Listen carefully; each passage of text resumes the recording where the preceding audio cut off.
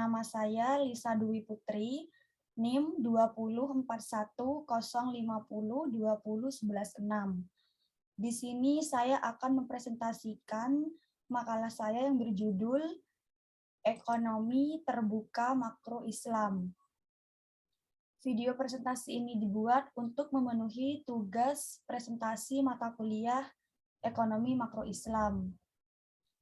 Langsung saja kita ke pengertian perekonomian terbuka. Perekonomian terbuka adalah perekonomian yang melibatkan diri dalam perdagangan internasional, ekspor dan impor, barang dan jasa serta modal dengan negara-negara lain. Sistem ini memberikan kesempatan bagi masyarakatnya untuk berinteraksi dalam bidang ekonomi dengan negara lain, baik itu perseorangan, swasta maupun pemerintahan. Selanjutnya yaitu mekanisme perekonomian terbuka. Ekonomi terbuka juga disebut ekonomi 4 sektor, yaitu ekonomi yang dibagi menjadi 4. Yang pertama adalah sektor rumah tangga, yang kedua adalah sektor perusahaan, yang ketiga adalah sektor pemerintah, yang keempat adalah sektor asing. Berdasarkan diagram circular flow, terdapat 4 komponen, yaitu komponen yang pertama adalah rumah tangga, yang kedua adalah perusahaan, yang ketiga adalah pemerintah, dan yang terakhir adalah negara lain. Selanjutnya, sirkulasi aliran pendapatan perekonomian terbuka. Perekonomian terbuka atau perekonomian 4 sektor adalah suatu sistem ekonomi yang melakukan kegiatan ekspor dan impor dengan negara-negara lain di dunia ini. Karena kegiatan ekspor dan impor merupakan bagian penting dalam kegiatan setiap perekonomian. Dalam ekonomi yang melakukan perdagangan luar negeri, aliran pendapatan dan pengeluaran dapat dijelaskan sebagai berikut, yaitu apabila aliran pendapatan dan pengeluaran diperhatikan, maka akan didapati bahwa aliran yang berlaku dalam perekonomian terbuka adalah berbeda dengan perekonomian 3 sektor sebagai akibat dari wujudnya kegiatan ekspor dan impor. Secara fisik, ekspor diartikan sebagai pengiriman dan penjualan barang-barang buatan dalam negeri ke luar negara lain. Selanjutnya yaitu faktor-faktor penentu ekspor dan impor. Faktor yang menentukan ekspor, impor, dan ekspor neto diantaranya selera konsumen terhadap barang-barang produksi dalam negeri dan luar negeri, harga barang-barang di dalam dan luar negeri, kurs yang menentukan jumlah mata uang domestik yang dibutuhkan untuk membeli mata uang asing, pendapatan konsumen di dalam dan luar negeri, ongkos angkutan barang antar negara, kebijakan pemerintah mengenai perdagangan internasional. Berikut adalah beberapa alasan yang memicu terjadinya perekonomian terbuka.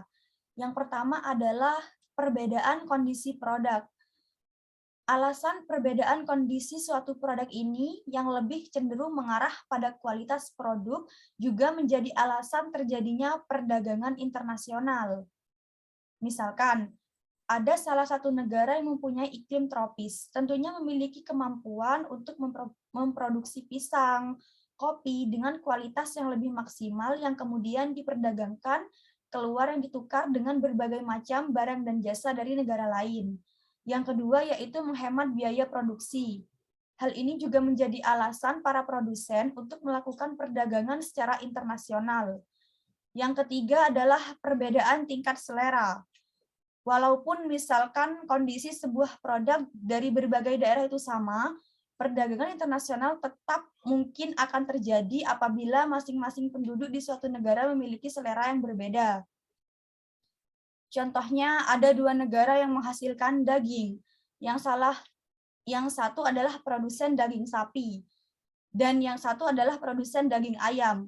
Jika produsen daging sapi memiliki selera terhadap daging ayam dan sebaliknya, tentu proses impor dan ekspor akan terjadi. Yang keempat adalah adanya prinsip perbandingan keunggulan. Maksud dari prinsip ini adalah suatu negara cenderung akan lebih berspesialisasi untuk menciptakan produk yang mengekspornya keluar jika dirasa pembuatan produk di negaranya itu memakan biaya yang relatif lebih rendah daripada dibuat oleh orang lain. Selanjutnya adalah penyebab terjadinya perdagangan nasional dalam sistem perekonomian terbuka. Yang pertama yaitu perbedaan kondisi produk. Alasan perbedaan kondisi suatu produk ini yang lebih cenderung mengarah pada kualitas produk juga menjadi alasan terjadinya perdagangan internasional. Yang kedua yaitu menghemat biaya produksi. Hal ini juga menjadi alasan para produsen untuk melakukan perdagangan secara internasional. Selanjutnya yaitu kesejahteraan perspektif ekonomi mikro. Yang pertama, kesejahteraan ekonomi merupakan cabang ilmu yang menggunakan teknik ekonomi mikro untuk menentukan secara serempak efisiensi alokasi dari ekonomi makro dan akibat distribusi pendapatan yang saling berhubungan. Yang kedua, kegiatan ekonomi merupakan kegiatan yang tidak terlepas dari pasar. Pada dasarnya, kegiatan ekonomi lebih mementingkan sebuah keuntungan bagi pelaku ekonomi dari pasar tersebut. Yang ketiga, terdapat dua jenis kesejahteraan ekonomi, yaitu kesejahteraan ekonomi konvensional dan kesejahteraan ekonomi syariah. Yang keempat, prinsip-prinsip kesejahteraan adalah kepentingan masyarakat yang lebih luas harus didahulukan dari kepentingan individu. Melepas kesulitan harus diprioritaskan dibanding memberi manfaat. Kerugian yang besar tidak dapat diterima untuk menghilangkan yang lebih kecil. Selanjutnya adalah kelebihan sistem ekonomi terbuka. Dalam ekonomi terbuka, orang dapat bertukar barang dan jasa, memulai atau memperluas bisnis mereka melintasi batas, dan menikmati biaya yang lebih rendah.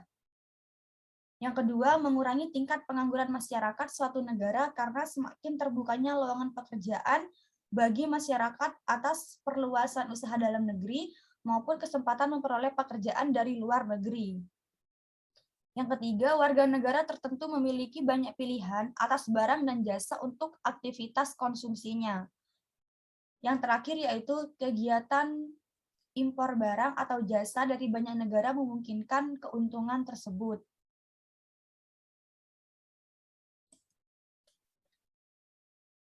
Itu saja pengertian yang bisa saya sampaikan untuk presentasi makalah saya. Kurang lebihnya saya mohon maaf. Sekian, terima kasih. Wassalamualaikum warahmatullahi wabarakatuh.